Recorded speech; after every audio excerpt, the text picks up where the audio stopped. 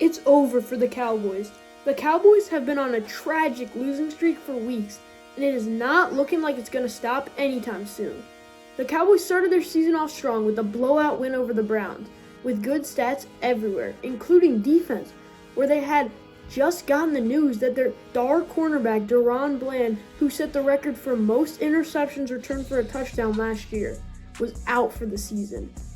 The next 2 weeks were both bad losses to the Saints and Ravens, which could be blamed for carelessness with the ball, since Dak threw 2 interceptions against the Saints.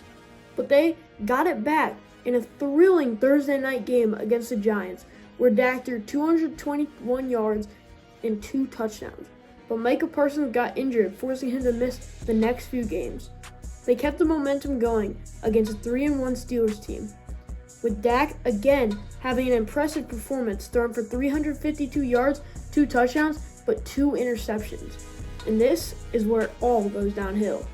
The next week was a highly anticipated matchup against the Detroit Lions, but out the gate it was a blowout. The Lions racked up 27 points to the Cowboys 6, and they did not slow down in the second half. The final score ended up being 47-9. Cowboy fans and fans all across the country were confused on how the Lions made the Cowboys look like a pee-wee football team. But we all know how good the Cowboys can be. Next week was a huge rivalry against the 49ers. The game started pretty close with a 0-3 score at the end of the first quarter, and a 10-6 Cowboys lead at the end of the first half. But something happened at halftime because the 49ers came out of the locker room looking like a whole different team. They started cooking, scoring 21 unanswered points to take a 27-10 lead. Although the Cowboys showed some perseverance, overall, the 49ers took a 30-24 win, with Dak Prescott throwing for 200 yards and 2 touchdowns. But again, a bit of carelessness with the ball, throwing for 2 interceptions, which was one of the biggest contributors to losing the game. The next game against the Atlanta Falcons started almost the same way, with a 7-3 Falcons lead at the end of the first quarter. Both teams then racked up another touchdown before halftime to create a 14-10 close game. But again, this game started looking even more similar to the last, with Atlanta coming out and scoring 2 touchdowns for the Cowboys' 1 field goal, making the score 27-13. And again, the Cowboys showed a little perseverance, scoring 1 more touchdown, but it wasn't enough to get the win. This time, Dak got injured and managed only 130 yards and a touchdown.